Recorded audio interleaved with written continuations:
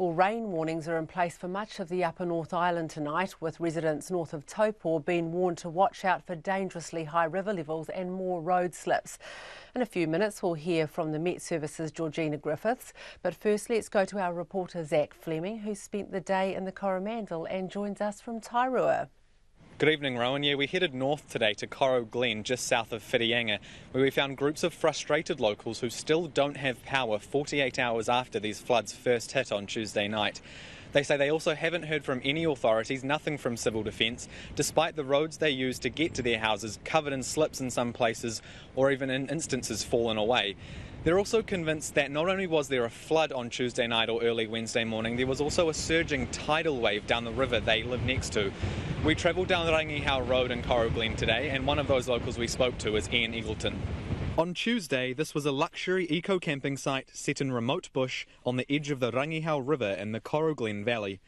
Overnight, owner Ian Eagleton's dream washed away as the rain continued to fall. This is what's left of what we call the Panga Pool, the beautifully cleared picnic site. Kauri, Totara, Kahikatea, and a central feature was the Panga.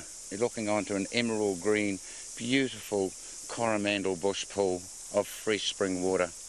It was kind of paradise on earth for the use of privately of their eco-campers. Compare that. Look at the size of this. It's bigger than a car. This is what came through here.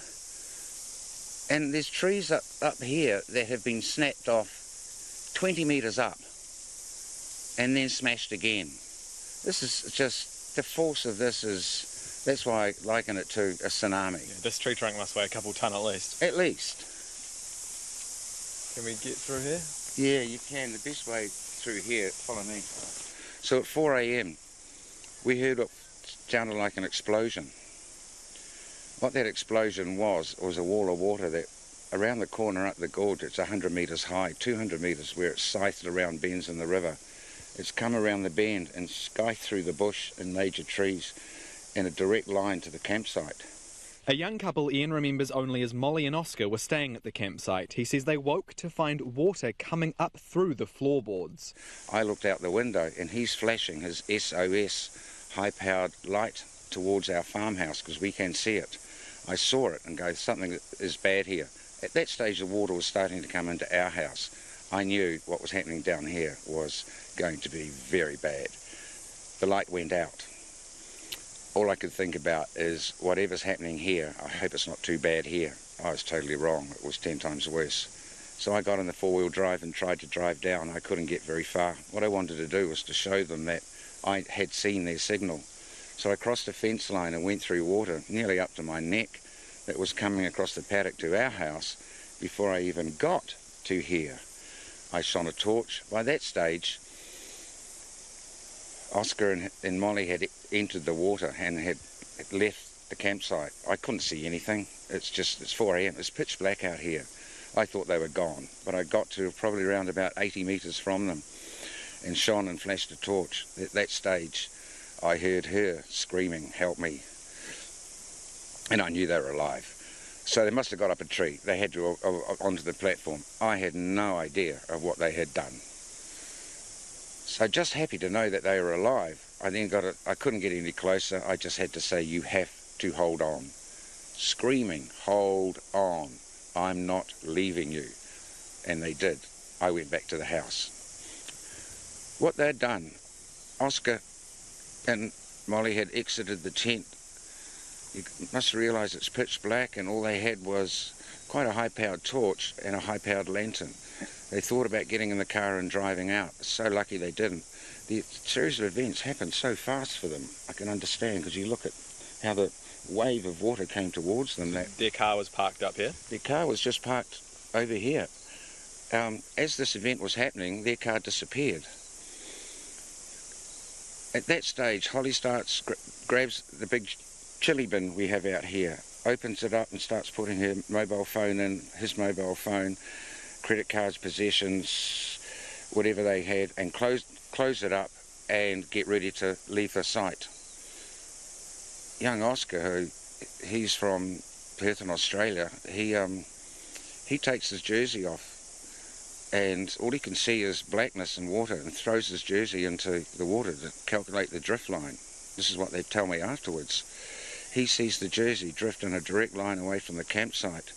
What he doesn't realise is that there's a torrent to the right of him with trees crashing through, and to the left of him, the car disappearing, and the river.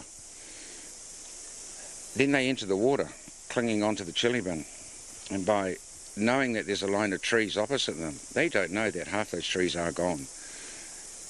They make it across there, and he manages to hook around the tree, probably the only tree he could have, because there's a gap next to them where there's nothing. As she lets go the chili bin and he drags into the tree, the water takes them up.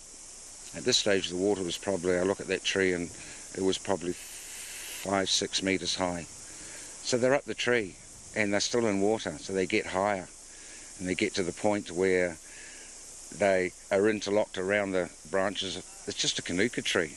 While around them, there's just, they can only hear it. There's cracking and snapping, and I just can't believe what it must have been like. And then eventually I come back at first light, which is the only chance I really get to make sure that I'm safe and to calculate where they might be, and then I see them. And they're okay. I get to them and they're amazingly calm, way up the tree.